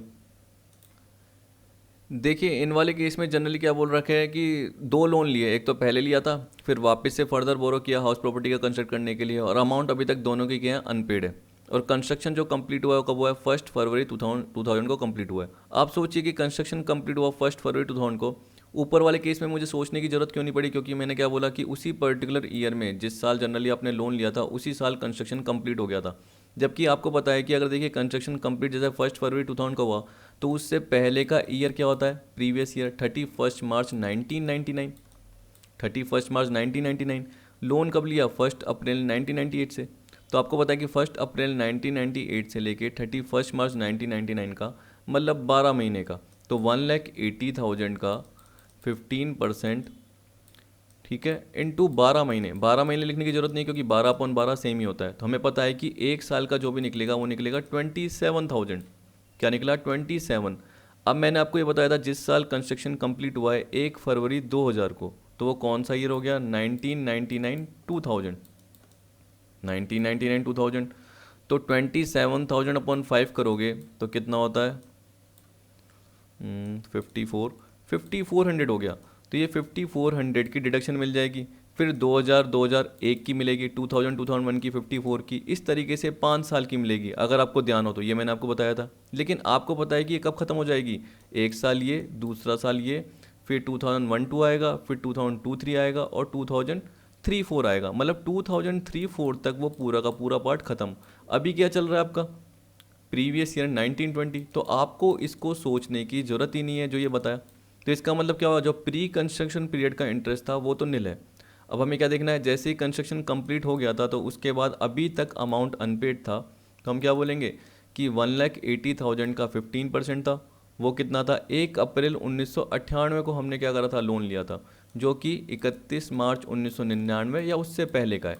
ठीक है, याद रखना 31 मार्च 1999 या उससे पहले का है। तो उस केस में हम क्या बोलेंगे, 27,000 की जो लिमिट है वो अलाउ हो जाती है, क्योंकि मैक्सिमम जो लिमिट थी वो 30,000 की थी। यानी देखिए इसका मतलब तो यही हुआ ना कि 1,80,000 का 15% जो मैंने 1920 के लिए निकाला वो 27,000 मेरा आ रहा था, और मैक्सिमम जो लिमिट थी वो 30, तो ये तो चलो अलाउ हो गई। लेकिन इसके बाद देखिए मैंने फर्दर बोरो और करा था, तो मेरा 10 लाख का 10% और बचा हुआ है। तो 10 लाख का 10% भी 1920 के लिए जब निकालूंगा, क्योंकि अभी तक अमाउंट क्या अनपेड है, तो आपको बताया कि 1920 के लिए अगर 10 लाख का 10% निकालूंगा तो कितना निकलेगा, 1 लाख। अब आप क्या बोलोगे, सर ये तो 17 अगस्त 1999 को लिया हुआ है, 17 अगस्त 1999 को, जो कि 1 अप्रैल 1999 या उसके बाद का आ रहा है। तो जब आपने वो बताया था कि सर 1 अप्रैल 1999 या उसके बाद अगर हाउस प्रॉपर्टी के कंस्ट्रक्शन या एक्वायर के लिए लेंगे तो उस केस में मैक्सिमम कितनी मिलेगी, 2 लाख मिलेगी। कितनी मिलेगी, 2 लाख मिलेगी। तो आप देख लेना 27,000 तो मिली हुई है प्लस 1 लाख है, टोटल मिला के 1,27,000 है, जो कि 2 लाख के अंदर आ रही है, याद रखना। तो पहले आपको क्या करनी है कि 1 अप्रैल 1999 से पहले वाले ईयर मतलब 31 मार्च 1999 या उससे पहले के ईयर के लिए जो भी हाउस प्रॉपर्टी के कंस्ट्रक्शन, एक्वायर, रिपेयर, रिन्यूअल जो भी पार्ट देखना है उसमें जो मैक्सिमम लिमिट है 30, वहाँ तक का पार्ट देखना है कि वो कवर हो रहा है या नहीं हो रहा। अगर मान के चलिए कि आपका इंटरेस्ट 35,000 बनता, रियल में बनता, तो 30 ही अलाउ होती। कितनी होती है? 30। और 10 लाख का 10% कितना हो गया? 1 लाख। तो 1 लाख प्लस 30 टोटल मिला के 1,30,000 अलाउ होते। लेकिन अभी 1 लाख प्लस 27 क्यों है? क्योंकि 27,000 30,000 की लिमिट में आ रहे हैं। और उसके बाद लोन लिया है। कब लिया है? 1 अप्रैल 1999। उसके बाद लोन लिया है हाउस प्रॉपर्टी को कंस्ट्रक्ट करने के लिए, एक और लोन लिया है। तो उसका जो इंटरेस्ट है वो कहाँ तक का अलाउ होगा? 2 लाख तक का अलाउ होगा। तो 1 लाख प्लस 27, 1,27,000। अगर ये टोटल मिला के 2 लाख से ज़्यादा बनते तो 2 लाख तक की ही डिडक्शन मिलती। ये नहीं कि आपको 30 की अलग देखनी है और 2 लाख की अलग देखनी है।